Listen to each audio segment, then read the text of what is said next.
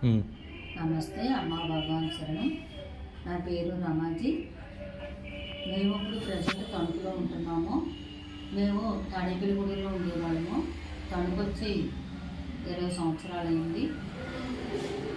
2000 సంవత్సరంలో అమ్మా భగవాన్ పలదీక్షకి వెళ్ళటం మేము జరిగింది వర్ధాయపాలెం. అప్పుడు పలదీక్షకి శ్రీనివాస్, మా భర్త పేరు శ్రీనివాస్జీ, ఆయన నేను కలిసి పలదీక్షకు వెళ్ళాము.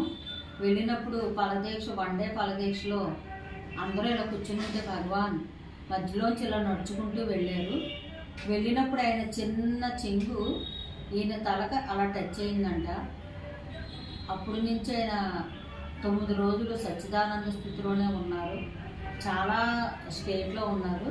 అంటే అది స్థితి అని కానీ అదే అసలు ఏమీ మాకు ఆయనకి మా ఫ్యామిలీకి ఎవరికి కూడా ఆ స్థితుల గురించి తెలియదు.